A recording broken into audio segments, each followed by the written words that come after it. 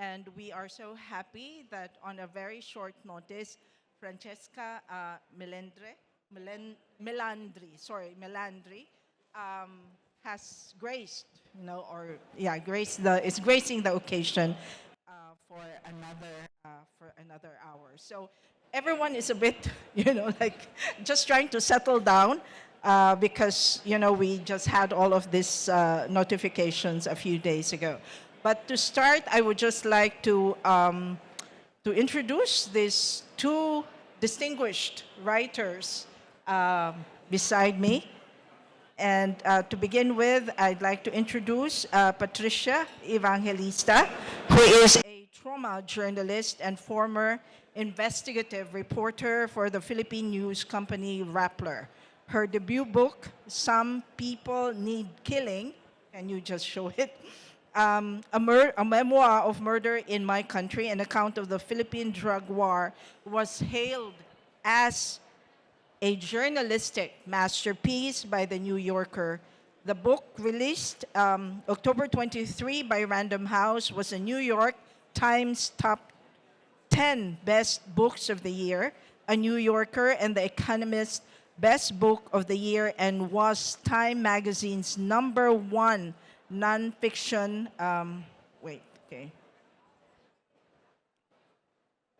nonfiction book of the year, and it has since won the NYPL Helen Bernstein Book Award and was recently longlisted for the Moore Prize for Human Rights. Now, to my left, I would like to introduce to you Francesca Melandri, who is a screenwriter and novelist. She was born in Rome in 1964. She started writing very young, working first as a screenwriter, and has worked on films and television series, as well as a number of prize-winning documentaries. In 2010, she published her first novel, Eva Dorme, Eva Sleeps, in English, set in the border regions of northern Italy and Austria, a sweeping story about family, forgiveness, conflict, and the search for truth.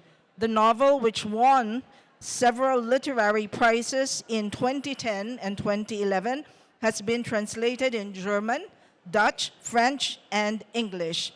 Eva Sleeps is her English debut. Okay, wait a minute. Melandri's second... Okay, wow, see? And it has been already translated into 15 languages. My God. Okay. So yeah, you have to correct me every now and then. Okay, we're all in this together for an hour. Melandri's second novel, Pio Alto del Mare, I love the sound of it. Okay, was published in oh my God, in 2012, and it has won several literary prizes. What else can we ask of these two ladies? Oh my God. So we have an hour, and it's supposed to be a conversation between or the intersections of fiction and journalism. But I do not want this to be a, like a rigid kind of conversation, although I have my guide here. But I want to give you each 5 minutes to introduce yourself, maybe, or to explain to the audience, like, how did you find yourself in this overlapping world of fiction and journalism? Or for you, it would be documentary, right? Go ahead. So, first of all, thanks to a very heartfelt thanks to the Filipino delegation who invited me. I don't know, was it 1, 2, or 3 days ago? I've lost completely the sense of time in this Buchmesse. And I'm very happy that since next year, the Philippines will be the guest country, I'm a representative of Italy, which is the guest country this year, to have this passage of guesthood. Yes, I'm an Italian writer mostly. My books, until this one, which is the last one, this is the German translation, have all been novels. This is the most fact-based. It's called Piedi Freddi in Italian, and it's called Kalte Füße in German. As of today, it's the only the only translation because it has just come out a few weeks ago, even in Italian. I guess the reason why I have been invited to this panel, although I am not a journalist like Patricia is, and I am definitely a fiction writer and a novelist, and even as a screenwriter, I've always made up stories, is that, especially in my literary work, my relationship with facts, factual reality, historical archives, data is extremely important.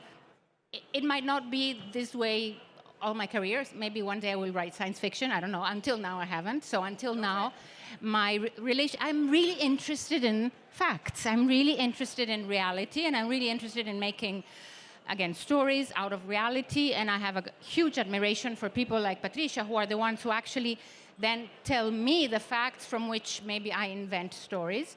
I am not a journalist. I'm not the one who goes hunting for stories. I wouldn't know how to go ahead with it. Although I do a lot of interviews, but maybe I will talk more about this later.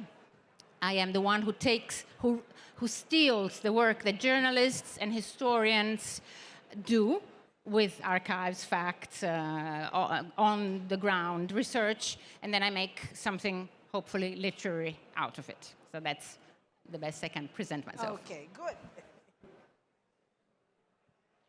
Hello, my name is Patricia Evangelista. This is my first book. I do not think there will ever be a second book because that was hell to write.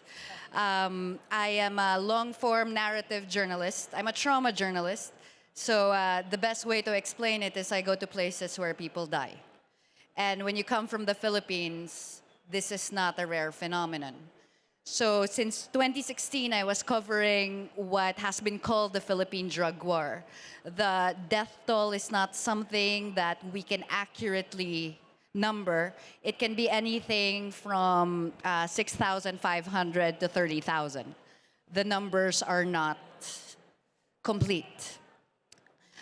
Some People Need Killing is a book I wrote across 4 years. I worked with Random House. It was an interesting proposition to write 70,000 words when I'm not used to writing more than 10,000. So I think the best way for me to explain what I do is just to tell you a story. How's that? Yeah? And because I am now an author, I get to open a book and read things.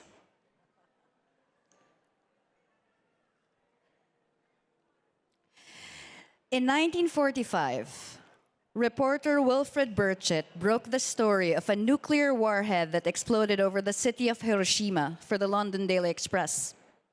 He covered what he called the most terrible and frightening desolation in 4 years of war.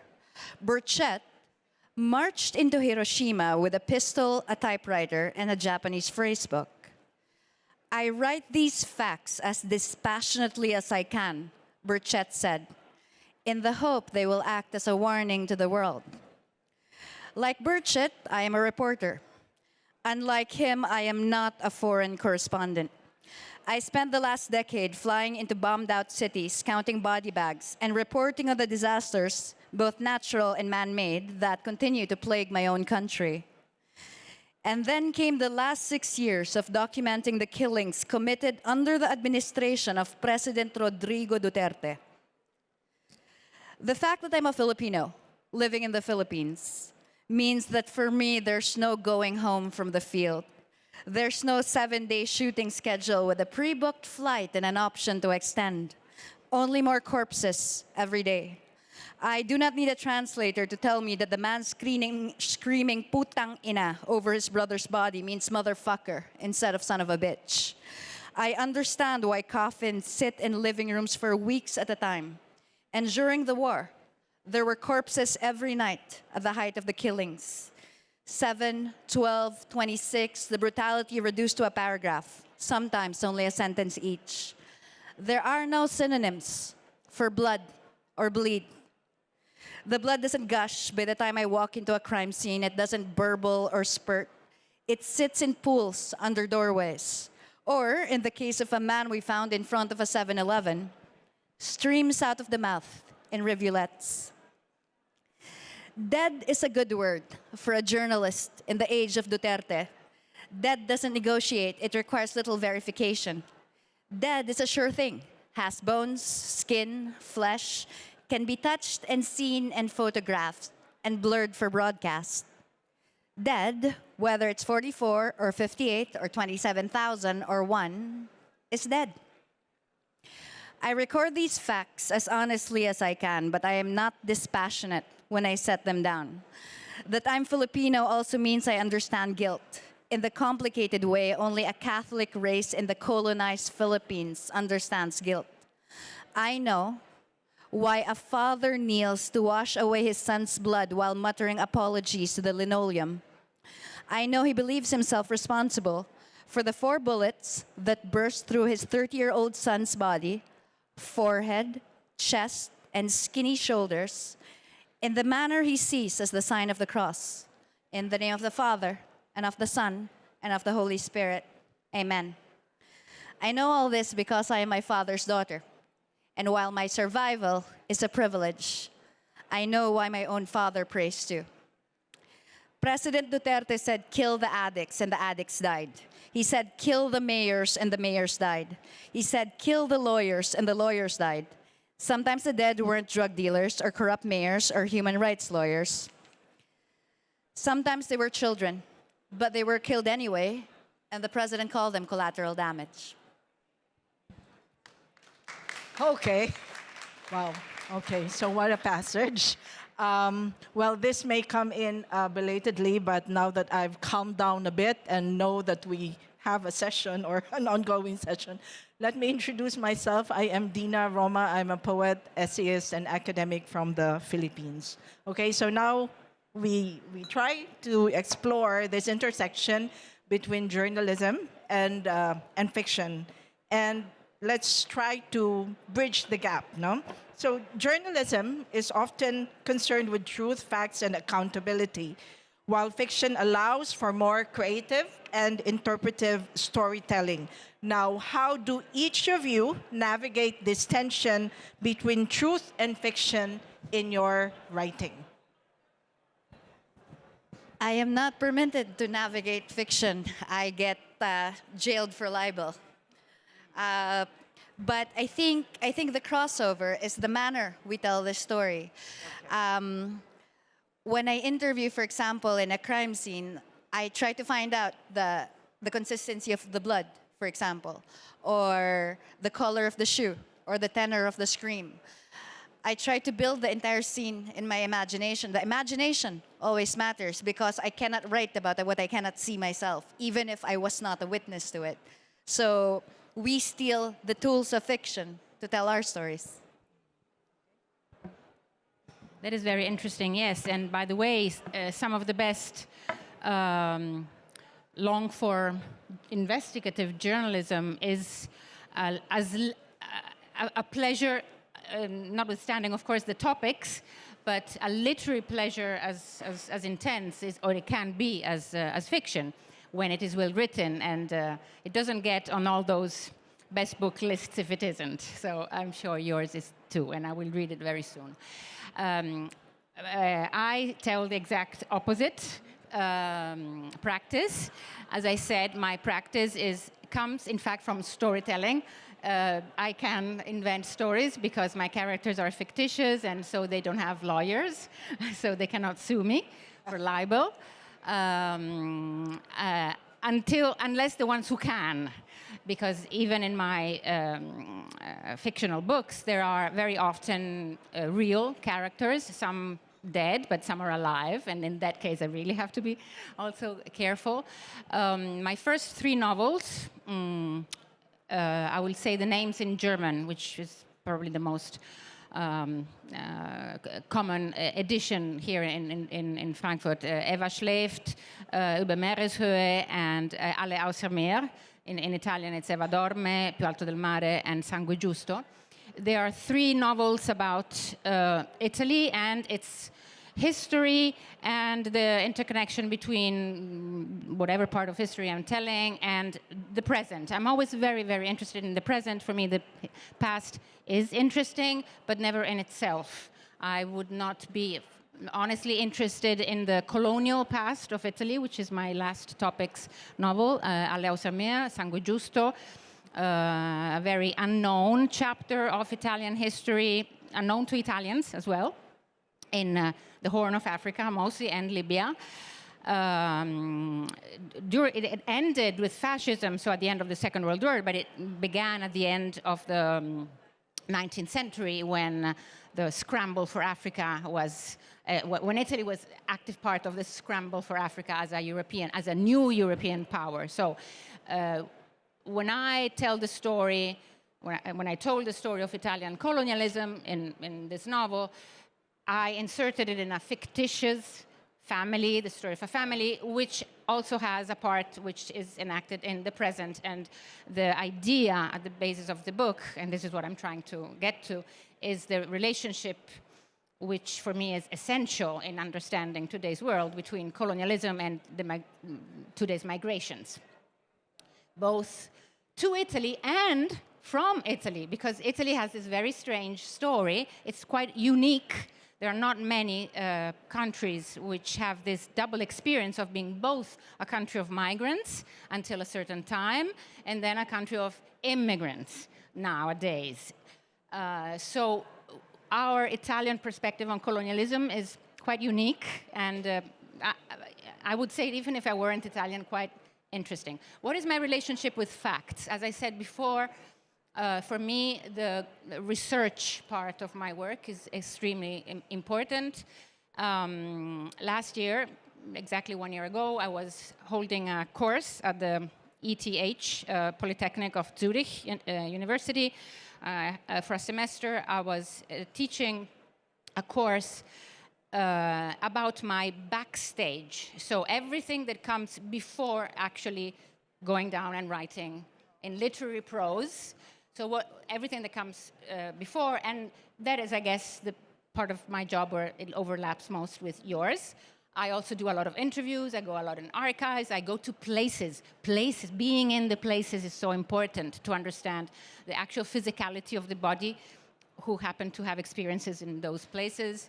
And I have questions. The questions, again, probably this is something, if I may say so, and you will tell me if I'm right, that is really the connecting element of both fiction and journalism. You start with questions. And the interesting thing about questions is that, and this was the one thing that I drilled into my students, was you have to start with question, not necessarily do you have to end with answers. In fact, that is not, it can happen, but even ending an article or a documentary movie or a book with some questions and then ending with even more questions, that is absolutely okay.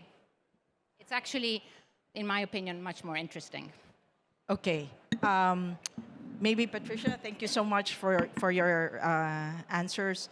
Maybe we can also continue from the conversation yesterday. I mean, the session that you had with Karina. We're talking about stories. We're talking about treatment of stories. We're talking about truth, facts, and fiction. Yesterday you said that there was almost no way that you could have said no to this story. But for you, you say that you have that leeway of searching for stories. Now, how do you kind of, square that with the crafting of stories, and with also making sure that the narrative tension is there and that the truth is preserved? And Patricia, this is also part of what you said about what you shared yesterday about Random House editing. Much of your work, if I'm allowed to say that. And sorry, I cannot take that back anymore. Okay, so maybe you can continue with what you've said also. I'm not sure which question to answer.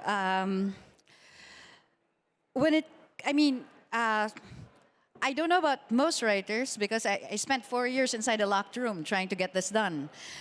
Outside of going out and interviewing. So my process is long and complicated.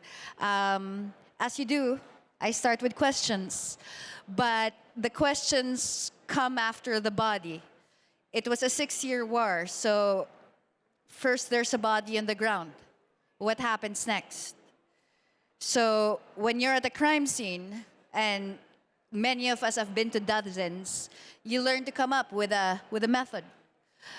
You ask the same questions every time. Was the killer a cop or a vigilante? Were the hands bound? Were the hands packed in tape? Is there wrapping over the head? Is there a gun on the ground? Was the body stuffed into a bag? It's all the basics. And it's terrible that these are basic questions that you have to ask on the field. But after that, my job is to take the body and see the human being. Because if you have hundreds, thousands dead, one death doesn't matter in the long run. And with fiction as well as nonfiction, there has to be someone to hold your hand through it, to say this matters. And it matters when the person has a name and a face and a mother and a red shirt. So my process is to ask every question in the beginning, go through every document, interview every cop, every lawyer, everyone. And that takes weeks, months. And then I digest it, I break it down, I structure. As a writer, I'm less a gardener than I am an engineer. I build things. So I cannot go to an empty page without a full-blown structure beside me. I will know, for example, if the gun hand is lifted before the head turns. I need to know what argument I'm making, even before I get to the second sentence. And then I start drafting, and I keep drafting, and 4 years later, I had Random House asking me for the draft. And when Dinah talks about how Random House edited me heavily, it was mostly they rejected the first draft because I wrote in third person, and this book, as you heard, is in first person. Journalists are not comfortable with microphones or with saying I. But it was also not possible to write this story without saying I'm a Filipino who saw the body on the ground across the street, for example, where I know people live. So it was a long process, but it was delightful to have an editor who gave a fuck about 2 bad sentences. So there we are.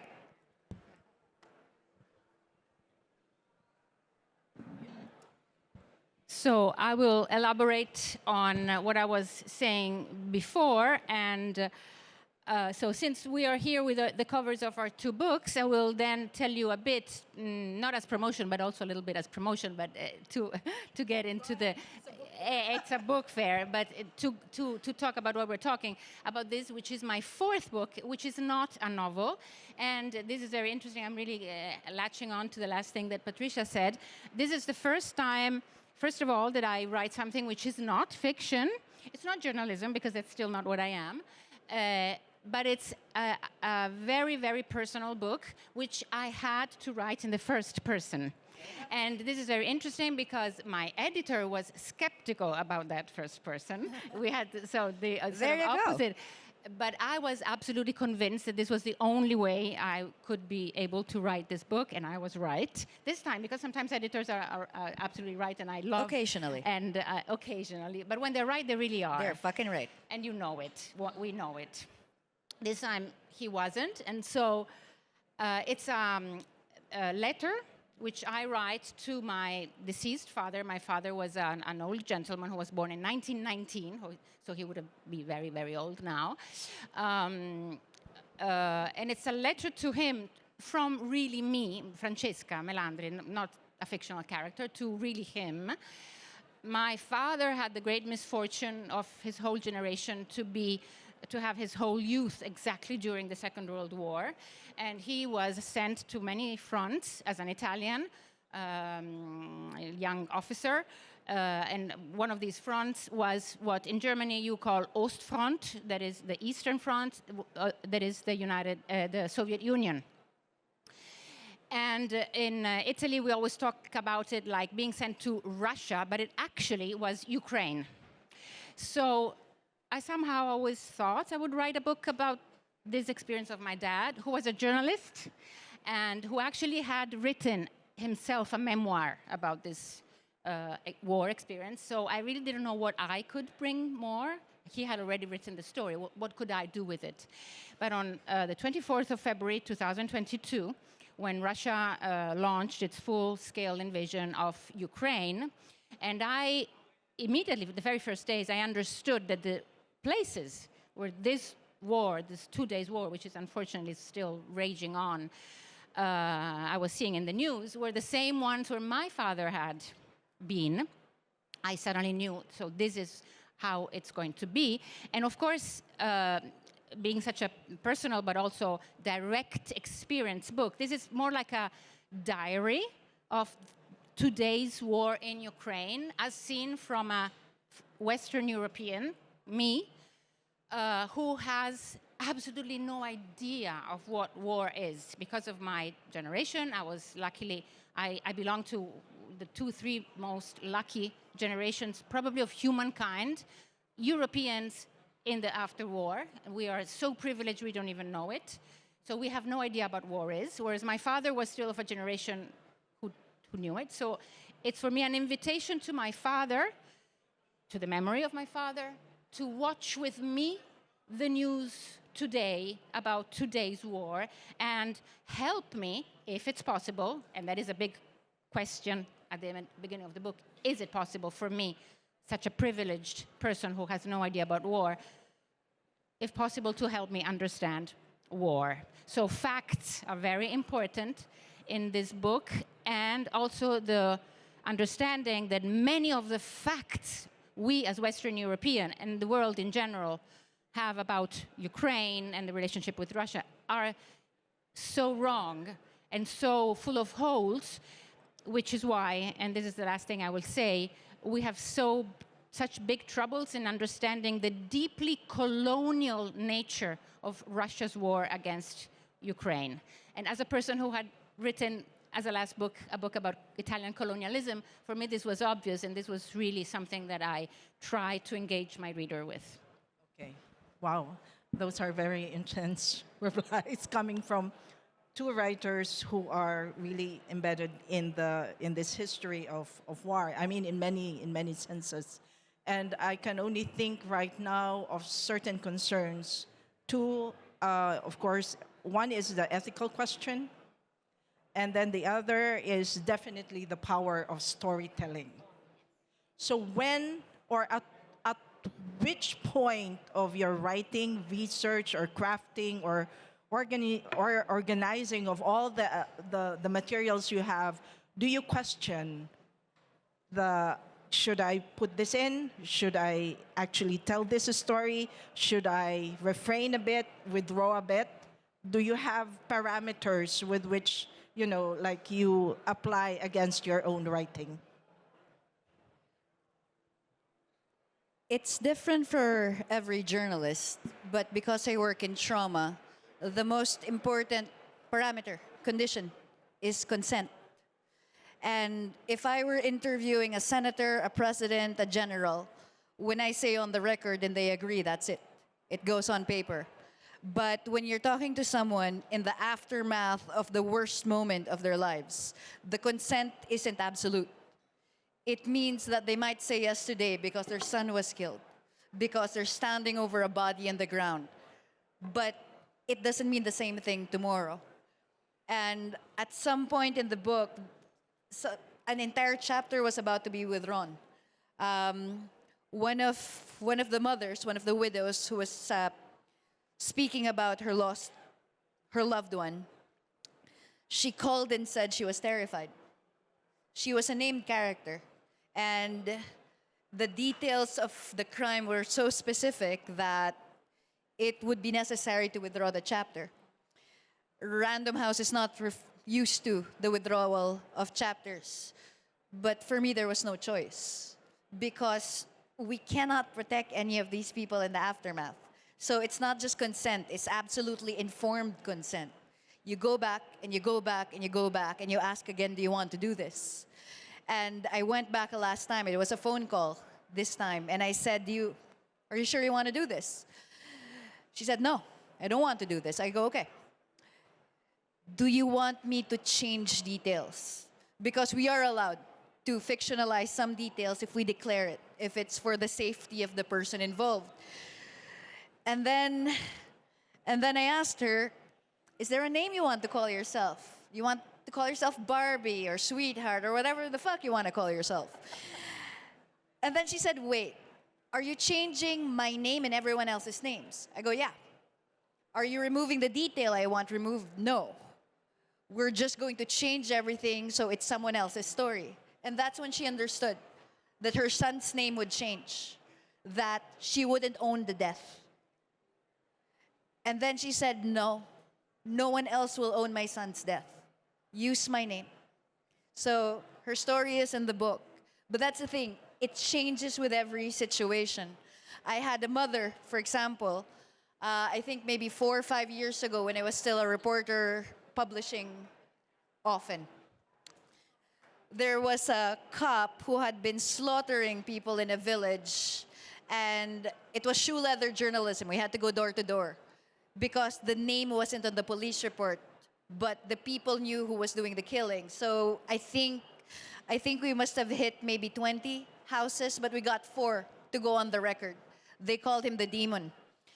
And 2 days before publication, I went back to the families. We gave them mobile phones, we gave them burner numbers, we gave them contacts on the off chance that they were threatened after. And then I asked the same question, do you still want to do it? She cried. She said, absolutely. I want my son's name to be known. I want justice. And I told her, you don't get justice with stories like this. You never promise anything like that. And she said, no, I want this to happen. We published 2 days later. And she called and she said, if one of my other sons die, it's going to be your fault. She was terrified because there were police wandering around in their village. There were people who were watching. And in the months after, I kept thinking if I got a phone call from an unknown number, it would be the mother telling me that one of her sons was dead and it was my fault. So there's never a right answer. Maybe I should have done more to convince her not to do it. I don't know. So my parameter is consent, always. So I don't have the same issue because I don't do what Patricia does. So again, not in my novels, of course, because as I said before, my characters are fictional people. I don't need to ask them for consent. And this is my first non-fiction book in which the only 2 people I should have asked consent to were myself and my dad. And he's no longer among us, although I have sisters. We're all the daughters of this man. So in a way, I did have this idea. I always felt there was a desire not to hurt, because that's not my aim, and to write this book as if I was doing this book to me, and would I have wanted that someone else wrote this book? I always had this, so I was always asking myself, basically, the consent. I guess you could put it this way. But I will latch on to the first part of your observation/question, which is the power of storytelling, which is the other aspect which I find very interesting in your remark. And that is something which is, possibly it's one of the topics of Kalte Füße, Piedi Freddi. This is also, one can say, a trauma narrative, the trauma of my father's generation, the generation who fought in the Second World War, and the trauma of today's war in Ukraine. And as something that me tries to understand. And you could say that this book is, one of the topics is storytelling as a survival art.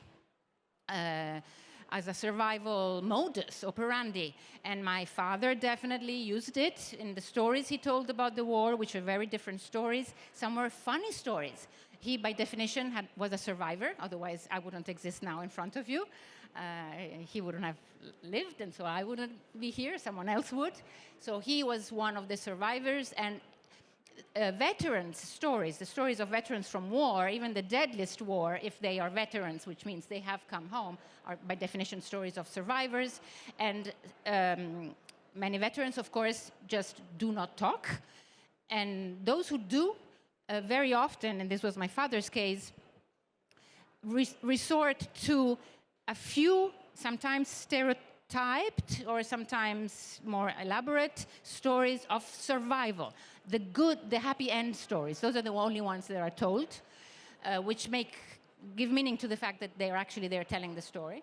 But in my case, as I said, he was a journalist, he had written this memoir, and in the book, it's a completely other story from the book, from the stories he was telling us, which were almost funny and cartoonish. But in the book, they were much more authentic. And then there is the third element. Who is telling today the story of the Ukraine war? I am not Ukrainian, so of course this is not a book about the Ukraine war. That is for Ukrainian writers to write. This is a book about Western Europeans, like me, observing this war and in general observing the role of the West in global conflict. These two generations, again, my generation who has no idea of what war is, together with another generation, my fathers, who had to. Okay. Now, before I move on to the next chapter, next question, I would just like to maybe, might be a bit abrupt, to take you out of your author position and move to this question about readership. So, in your experience or in your best assessment, which medium do you believe has a greater long-term impact on readers? You being, like you've been doing historical fiction, isn't it? Yeah, and maybe Patricia also, like with your book, I'm sure you've heard so many remarks, comments about the book, and can you just give us a bit of the impact it has already on in the Philippines? Well, I can't tell you which medium. I have one medium at the moment. And it's difficult when you work in fact, in reality, to claim any sort of impact. I don't pretend the world changed because I wrote a book. And when I've been a journalist for 15 years, so I learned that the only way to survive as a journalist is to have no expectations. Because if I believe that what I do will bring someone justice or policy change, I would stop being a journalist next week, because it doesn't happen. You decide that your job is the one particular thing that's important. For me, it's keeping a record. The record exists. It's there. I hope to have honored the people who told me their stories. But impact is also a negotiable thing. What I can tell you is that it mattered to the people who told me their stories, who saw their father's names, their cousins' names, and some of them have written back and said, I never told my story before. People who have randomly picked up the book. I never told my story before because I was ashamed that people would say my dad died because he was a drug addict.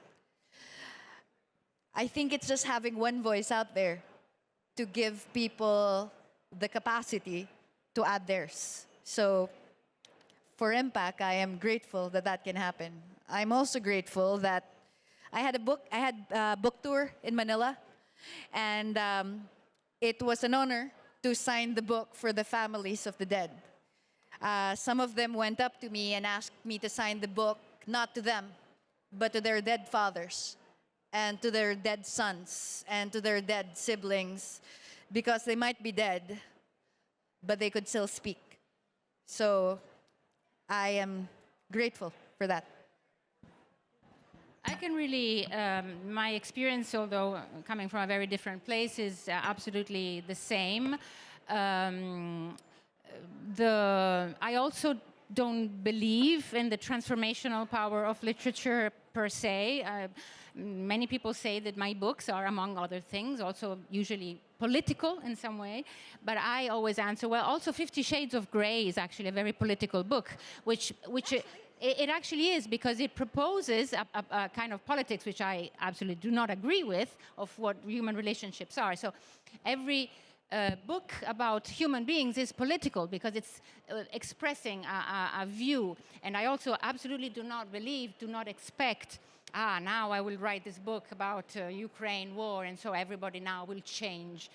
No, this is not how it works. Also, books are this very strange thing, which is read by people one at a time in this very mysterious space of what happens in the mind as you are holding the Kindle or the book. And that communication with the reader is the only thing that really matters, and the only thing where, if in case something political can happen, and also this feedback from people. I get a lot of messages from readers from many different countries or many different places and about many different topics. This is my 4th book, and for me that is by far, I wouldn't say after actually writing, which is a joy, but together with writing, that is the real reason why I do what I do, and that is to get this feedback from people, totally unprompted, personal messages on social media or through my publishers, who tell me, reading your book has triggered this and this memory in me, and many also say, this is something I've never told before for whatever reason. And this intimate dialogue with readers is incredibly powerful. You asked, what is the right medium? I have dabbled in several mediums, documentary, filmmaking, fiction filmmaking, now literature. So I can't really say which is the best medium, but certainly there's one thing I believe, which is that in any medium or journalism, you operate, you have to tell a story somehow, which is certainly what you are also doing here. And so that is the power of storytelling, and we're back to the previous conversation. Making your reader or the watcher of your movie follow your story in a way which is meaningful and can resonate in some ways. Yes, Patricia. I think also, I have also dabbled in other mediums, but I say this not as someone who writes, I say this as someone who reads, and quite a lot, and who watches a lot of video and listens to a lot of podcasts. I think reading or literature, the writing itself, it asks the most out of its creator. Because when you watch a film, the world still operates around you. When you listen to music, the world still operates. But when you read a sentence, you have to own the person reading. Every turn of a page requires consent from the reader. And if you don't own the entire mind, then you don't get the next page. So it asks a lot, because you pull from previous experience of the reader that you don't know anything about, and then you try to create an entire universe in the mind of the reader without assistance from anything else. So I don't know if it's the best medium, but it's fucking hard. It's the deepest, shall we say that? The one which has the deepest connection. Yes, Maybe, I think so. maybe. Possibly. Possibly. It depends, because Let's put this out there and see if it works. I also read a lot of romantasy. So yes, quite a deep connection. Okay, nice. It's nice to see them having fun. Okay. Now, because we have only a few more minutes left, I'd like to move to this area called the cross-cultural perspectives on truth. Okay. And this are for the two of you. Now, given the different cultural and political contexts you come from, how do you think journalism and fiction shape public understanding of truth in your respective countries? Is there more freedom to speak certain truths in fiction than in journalism? It's an interesting idea that there could be more freedom in fiction than in journalism. I live in a democracy where freedom of speech as of today is not imperiled. So we don't have to choose. This is one of the biggest of our many privileges.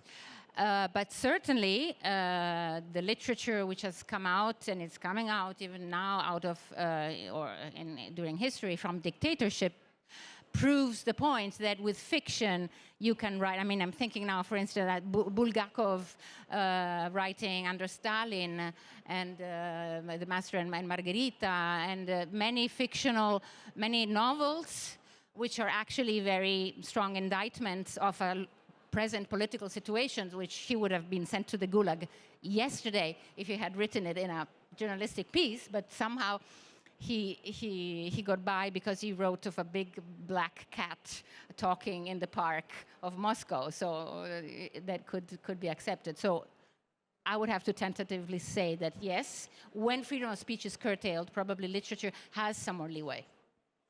Maybe. Certainly, it's more dangerous to do nonfiction, but I don't know if it's because I come from the Philippines. We are consistently in the top 10 of the most dangerous places for journalists. But we are also a democracy that enshrines the freedom of speech in the Constitution. I do not think that nonfiction has more impact than fiction. I think when you read 1984, it doesn't matter if it's real or not because it resonates.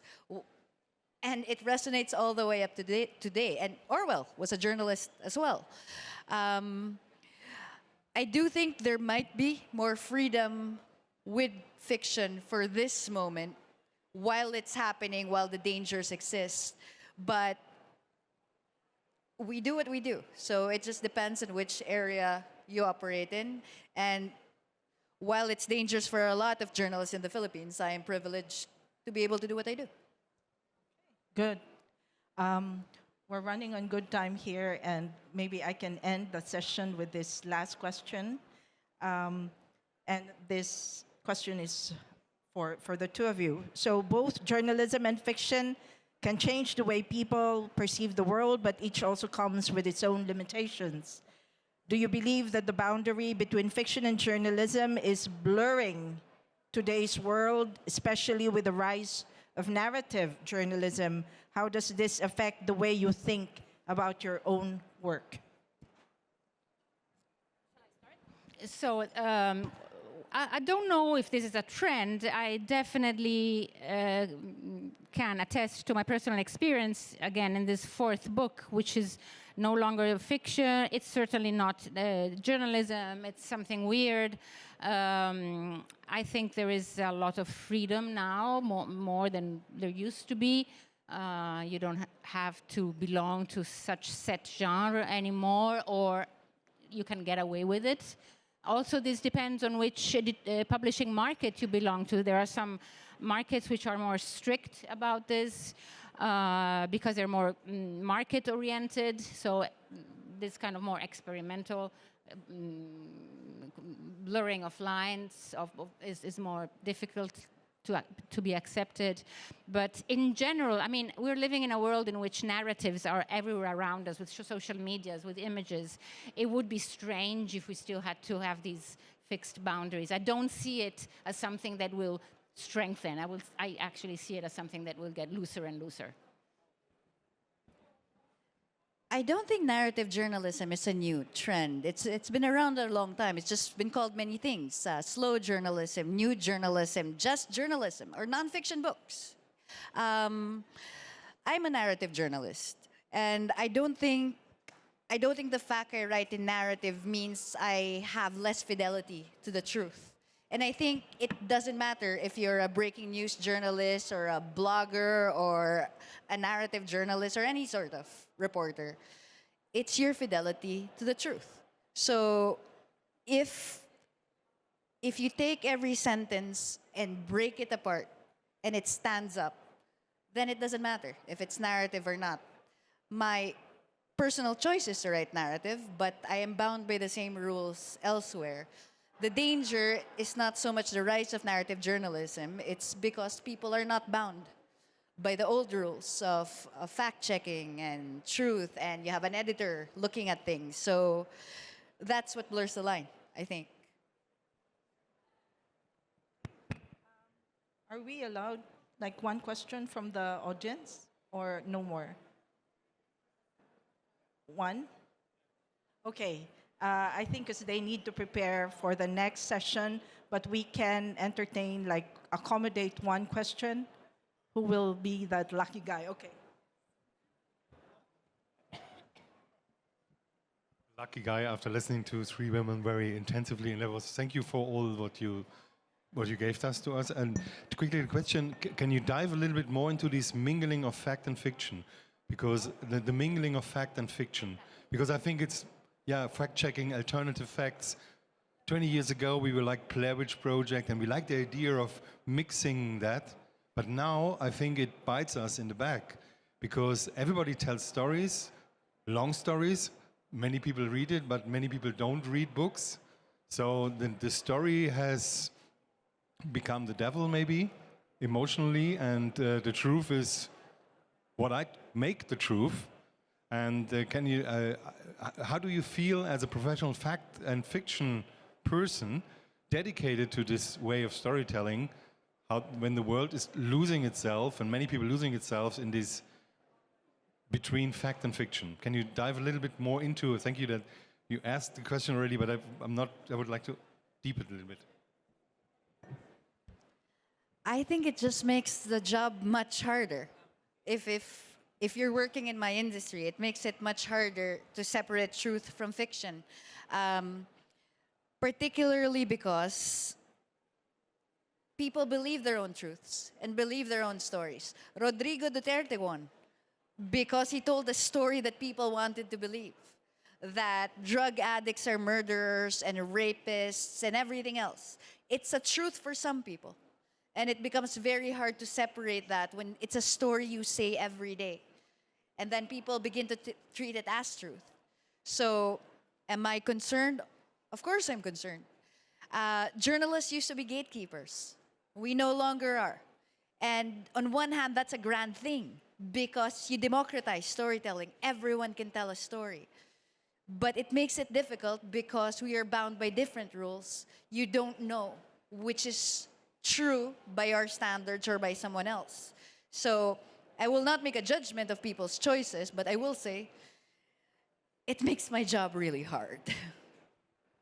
What I can say from the fiction side or from the literary side is that even in my job as a fiction writer, I have to have a trustworthiness pact with my reader that if I'm, say, in my novel Alla Mia Sangue Giusto, for instance, I'm talking about Italian colonialism, there has to be a pact between us that what I'm claiming to be historical facts, I must promise that I have done, to the best of my knowledge, all my research, all my fact-checking, and my editors have corrected me, and those facts, if I present them as facts, are facts. And then there is the fiction part, which we both agree, the pact between the reader is, that is fiction and that is romance.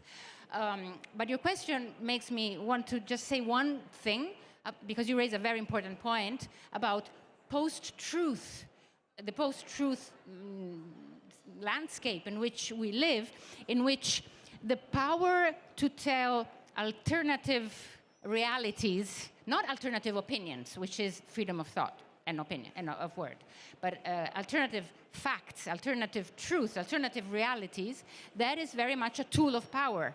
When Trump says that he has won the 2020 election, which is obviously false and it has been disproved countless times, he's asking his followers not just to believe his lie, but to give him the power on them to believe in any world he might describe, which is an alternative world. And that is the definition of tyranny, because it starts from the tyranny of the mind. So the job of the humble fact checker is really the most democratic thing that can be done with words and with information. On that note, this has been the most intense and engaging panel I've ever moderated. Please, another big hand of applause to our two amazing writers, Patricia Evangelista and Francesca Melandri. This is Dinah Roma signing off. Thank you.